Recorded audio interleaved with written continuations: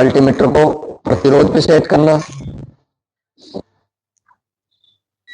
ठीक है, अब इस वाइंडिंग का रेजिस्टेंस मापो, कितना आ रहा है 27.7 ओम। इसका भी मापो 6.1 ओम, 6 पॉइंट ये है ना, 6 ओम हो गए, एक में 6 ओम और दूसरी में 27 ओम। तो 27 वाली तो कौन सी हो गई, हाई वोल्टेज, और ये हो गई लो वोल्टेज। अब बनाना इसको स्टेप अप बनाना है कि स्टेप डाउन बनाना है। आपको ये मिल गई हाई वोल्टेज, ये मिल गई low voltage winding. High voltage winding है, इसकी रेटिंग इस पे लिखी हुई है या नहीं लिखी हुई, इसकी 240, सिंगल फेज की जितनी रेटिंग है उतनी है इसकी। और सेकेंडरी का वोल्टेज देखना है, इधर आप 240। देखो आज अपन करेंगे प्रैक्टिकल ट्रांसफार्मर का। ठीक है, ट्रांसफार्मर ये होता है, ये ट्रांसफार्मर ये सिंगल फेज का ट्रांसफार्मर है। इससे बड़ा भी आता है साइज में, इससे छोटा भी आता है सिंगल फेज का। ठीक है, अब इसमें प्रैक्टिकल सिंगल फेज ट्रांसफार्मर में कौन कौन से होने वाले हैं और 3 फेज में कौन कौन से होने वाले। ट्रांसफार्मर में पहला प्रैक्टिकल होता है आपका ट्रांसफार्मर की हाई वोल्टेज वाइंडिंग और लो वोल्टेज वाइंडिंग की जांच करना।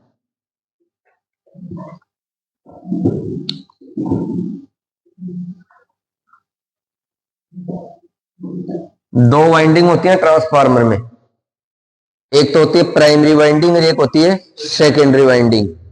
प्राइमरी और सेकेंडरी, लो वोल्टेज और हाई वोल्टेज।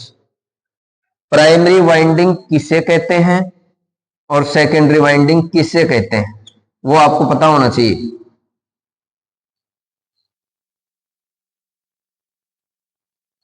ये दो वाइंडिंग होगी, इसमें ये अपन प्राइमरी वाइंडिंग मान लेते हैं और ये सेकेंडरी वाइंडिंग मान लेते हैं। सेकेंडरी वाइंडिंग में अगर टर्नों की संख्या कम है तो वो कौन सी वाइंडिंग हो जाएगी, लो वोल्टेज। जिसमें टर्नों की संख्या ज्यादा है वो हाई वोल्टेज। इस प्रकार का ट्रांसफार्मर कौन सा होता है, स्टेप डाउन। ये ट्रांसफार्मर हो गया स्टेप डाउन प्रकार। अगर लो वोल्टेज वाइंडिंग प्राइमरी हो, हाई वोल्टेज वाइंडिंग सेकेंडरी हो, तो कौन सा बन जाएगा, स्टेप अप।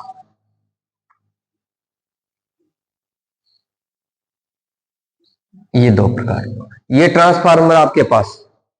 अब इसको आप स्टेप डाउन भी बना सकते हो, स्टेप अप भी बना सकते हो। इसमें रेटिंग होती है, हर ट्रांसफार्मर की रेटिंग होती है कि आप स्टेप डाउन बना रहे हो तो इसकी प्राइमरी वाइंडिंग मान लो सिंगल फेज का है तो 240 वोल्टेज हो, और सेकेंडरी में मान लिया 110 वोल्टेज।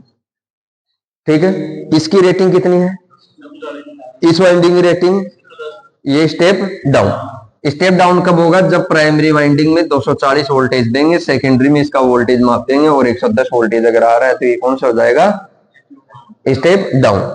अगर इस सेकेंडरी वाइंडिंग में अपन 110 वोल्टेज देते हैं और प्राइमरी वाइंडिंग की तरफ से मापते हैं तो ये कौन से प्रकार का ट्रांसफार्मर हो जाएगा, स्टेप अप, क्योंकि वोल्टेज को ये बढ़ा रहा है। लेकिन वोल्टेज देने से पहले आपको ये पता होना चाहिए कि इसमें हाई वोल्टेज कौन सी है और लो वोल्टेज कौन सी है। अब इसमें पता लग रहा है कि आपको कोई पता नहीं लग रहा है ट्रांसफार्मर में। अब देखो मल्टीमीटर लेकर पहले तो इस वाइंडिंग का रेजिस्टेंस चेक करो और उसके बाद में इस वाइंडिंग का रेजिस्टेंस चेक करो। दोनों वाइंडिंग का रेजिस्टेंस चेक करना है। जिस वाइंडिंग का रेजिस्टेंस अधिक होगा वो कौन सी वाइंडिंग हो जाएगी, हाई वोल्टेज। जिस वाइंडिंग का रेजिस्टेंस कम होगा वो कौन सी हो जाएगी, लो वोल्टेज। पहला प्रैक्टिकल है कि वाइंडिंग चेक करके बताओ इसमें हाई वोल्टेज कौन सी है, लो वोल्टेज कौन सी, बता सकते हैं आप। ठीक, दूसरा प्रैक्टिकल है आपका ट्रांसफार्मर की पोलरिटी, पोलरिटी टेस्ट करना। इसको बोलते हैं ध्रुवता परीक्षण, ध्रुवता परीक्षण। ध्रुवता परीक्षण में क्या होता है,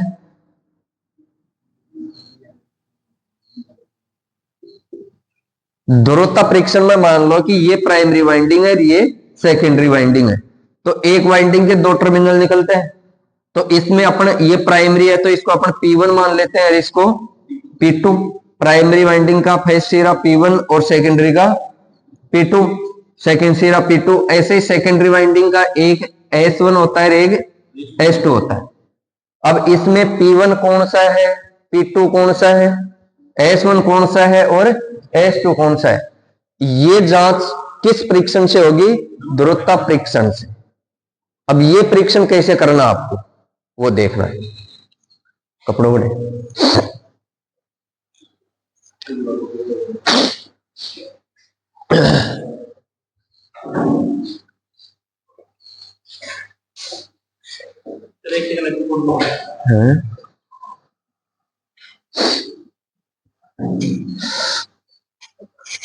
ये फोटो का चक्कर से तो वीडियो बना रहे हैं, फोटो ले बड़ी जरूरत थी, कौन पड़ेगा डायग्राम रिकॉर्ड हो रही तो फोटो फोटो रिकॉर्ड करोगे, मेरी आवाज ही रिकॉर्ड हो रही, टेंशन मत लो जी, तो समझो।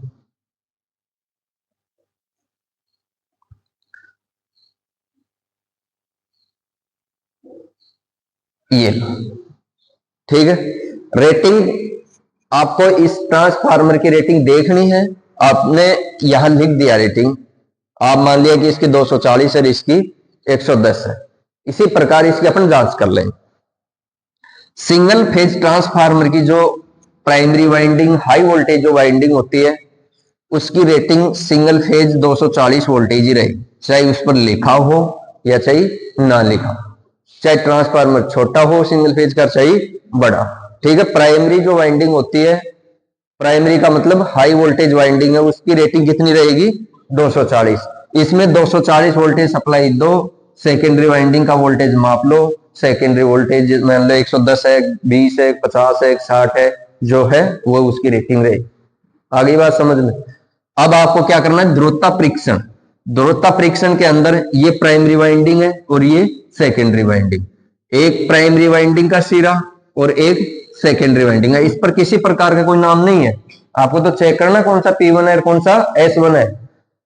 दोनों को क्या कर देना शॉर्ट, एक प्राइमरी का और एक सेकेंडरी का सिरा, एक प्राइमरी का सिरा लेना और एक सेकेंडरी का सिरा, इन दोनों के बीच में आपको क्या लगाना है, वोल्ट मीटर लगाना है।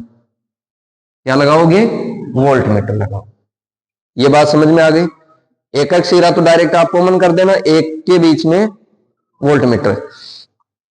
अब इसमें दोनों साइड से आप सप्लाई दे सकते हैं, इस साइड से भी दे सकते हैं और इस साइड से भी दे सकते हैं, चाहे आप प्राइमरी में दो चाहे सेकेंडरी में दो। लेकिन आपको एक बात ध्यान में रखनी है, अगर प्राइमरी में देनी है तो आपको 240 वोल्टेज देना है, इससे ज्यादा नहीं देना।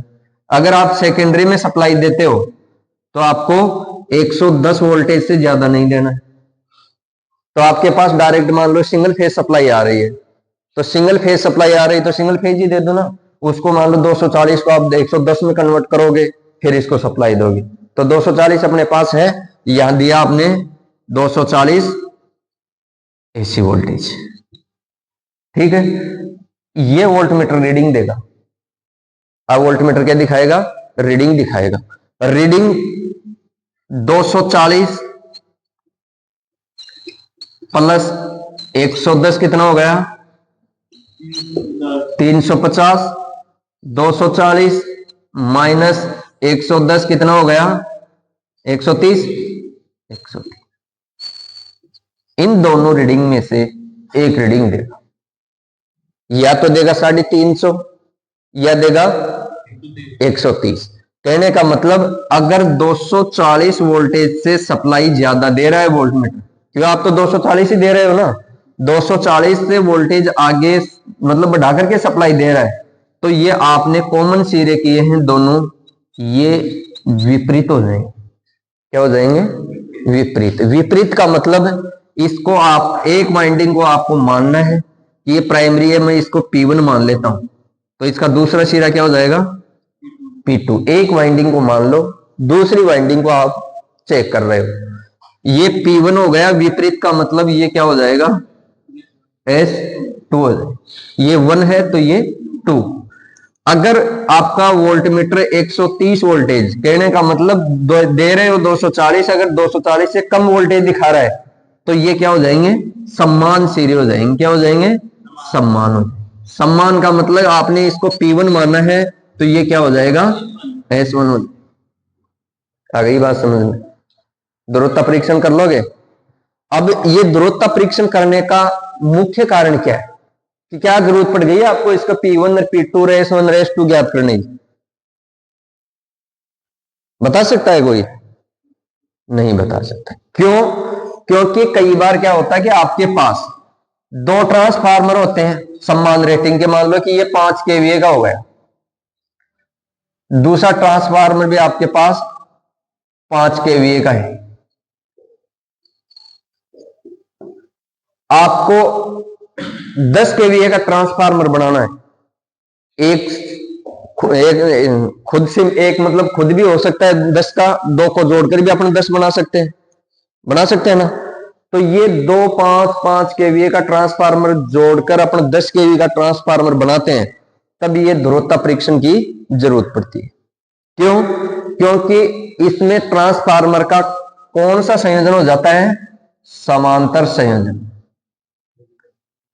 समांतर संयोजन करने के लिए इसकी कुछ शर्तें होती हैं। कौन कौन सी शर्तें होती हैं? पहला तो है कि रेटिंग समान होनी चाहिए। पहला पॉइंट कि दोनों ट्रांसफार्मर आप जोड़ रहे हो उनकी रेटिंग समान होनी चाहिए। ये 5 kVA का है तो दूसरा भी 5 kVA का होना चाहिए। ऐसे नहीं कि एक 5 का लगा दिया एक 3 का लगा दिया, ये नहीं चलेगा। दूसरी बात, फेज क्रम। फेज क्रम में बोला अपनी ध्रुवता, ये भी क्या होना चाहिए, समान होना चाहिए। तीसरा, वोल्टेज और फ्रीक्वेंसी। ये भी क्या होनी चाहिए, समान होनी चाहिए। आपने समांतर में जोड़ दिया, वोल्टेज 240 दे रहे हो तो ठीक बात है, वो तो सेम ही फ्रीक्वेंसी और सेम ही वोल्टेज। ये फेज क्रम, P1 से P1 ही जोड़ना है, P2 से P2 ही जोड़ना है, S1 से S1 जोड़ना है, S2 से S2 जोड़ना है। ये समांतर संयोजन क्यों किया जाता है? ट्रांसफार्मर की रेटिंग बढ़ाने के लिए। क्या होती है, रेटिंग। और रेटिंग ट्रांसफार्मर की किस में होती है, केवीए में। केवीए का मतलब क्या होता है, किलो वोल्ट एम्पियर। ये केवीए में रेटिंग आपकी ट्रांसफार्मर की भी होती है और केवीए में रेटिंग आपकी अल्टरनेटर की भी होती है। क्या होती है, अल्टरनेटर की। जनरेटर की बात करें तो उसकी रेटिंग किसमें होती है, किलो वाट में। मोटर की रेटिंग की बात करें तो किसमें होती है, एचपी।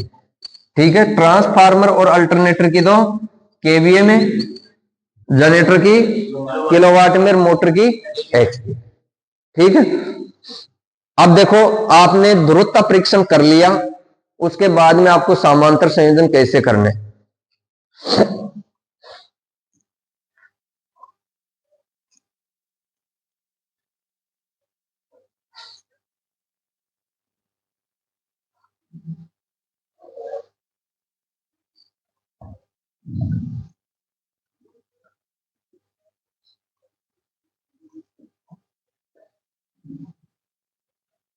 दो ट्रांसफार्मर लेना,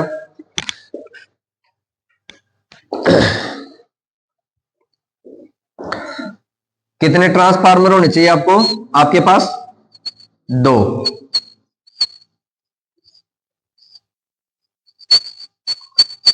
और दोनों की रेटिंग होनी चाहिए आपके पास समान।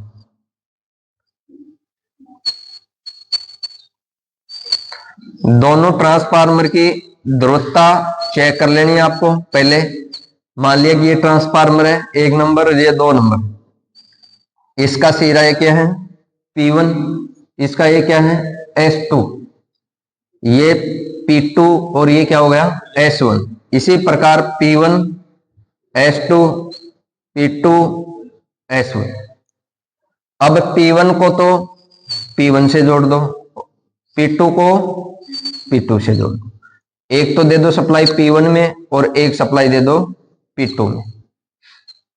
कितनी सप्लाई देते हैं अपन, 240 वोल्ट, क्योंकि इसकी रेटिंग कितनी है, 240 वोल्ट, 1 केवी मान लेते हैं, 1 केवी का ही, इसकी भी कितनी है 240 वोल्ट, 1 केवी।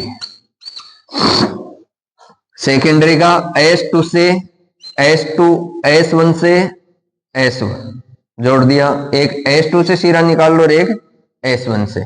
ये कौन सी साइड हो गई, इनपुट साइड, और ये कौन सी हो गई, आउटपुट साइड हो गई।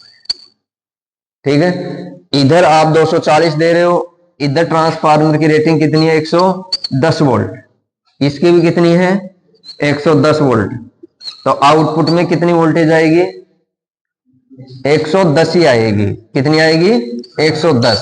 इसमें वोल्टेज का मान नहीं बढ़ रहा है, केवल इनकी केवीए क्षमता है ना, केवीए क्षमता वो बढ़ गई। अब कितने केवीए का हो गया, 2 केवीए का हो गया। आप 2 ट्रांसफार्मर को जोड़कर 2 केवीए तक का इस पर लोड लगा सकते हैं। ठीक है, कितने प्रैक्टिकल हैं ये 2। कौन कौन सा, ट्रांसफार्मर की high voltage low voltage winding की जांच करना, ट्रांसफार्मर की पोलरिटी टेस्ट करना, चेक करना आपको, एक साइड की वाइंडिंग के 2 टर्मिनल ये, दूसरी साइड के ये हो। मल्टीमीटर लेना, मल्टीमीटर को प्रतिरोध पे सेट करना। ठीक है, अब इस वाइंडिंग का रेजिस्टेंस मापो, कितना आ रहा है 27.7 ओम। इसका भी मापो 6.1 ओम, 6 पॉइंट है ना, 6 ओम हो गए, एक में 6 ओम और दूसरी में 27 ओम। तो 27 वाली तो कौन सी हो गई हाई वोल्टेज, और ये हो गई लो वोल्टेज। अब बनाना इसको स्टेप अप बनाना है कि स्टेप डाउन बनाना है। आपको ये मिल गई हाई वोल्टेज, ये मिल गई low voltage winding. High voltage winding में इसकी रेटिंग इस पे लिखी हुई है या नहीं लिखी हुई, इसकी 240 सिंगल फेज की जितनी रेटिंग है उतनी है इसकी। और सेकेंडरी का वोल्टेज देखना है, इधर आप 240 दे रहे हो तो इधर कितना वोल्टेज है वो सेकेंडरी की रेटिंग हो जाएगी। अब ये आपके पास सप्लाई है, इसमें वोल्टेज माप लो इसका।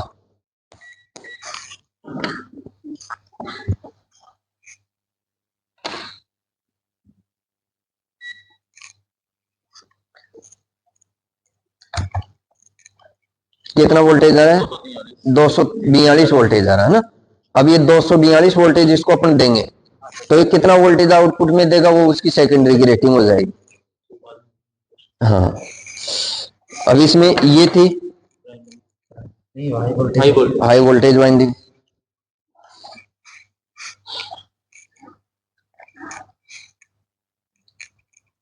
इसमें सिंगल फेज सप्लाई अपन दे रहे हैं, कितनी वोल्टेज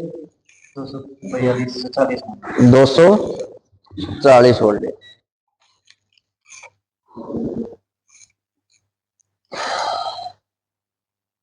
कितना वोल्टेज आ रहा है 143, 242 दिया 143 आ गया। कहने का मतलब आप उधर इसमें 240 दोगे तो इधर कितना देगा ये 140, उधर देगा 250 तो इधर दे देगा 150। 150 से ज्यादा नहीं दे पाएगा ये, उधर से आप 250 से ज्यादा नहीं दे सकते इसको, है ना, क्यों 5% तो मान बढ़ता है, इसका टॉलरेंस होता है। तो आप 240 की जगह 250 तक दे सकते हैं, जबकि ये इधर 240 140 की जगह 150 तक दे देगा।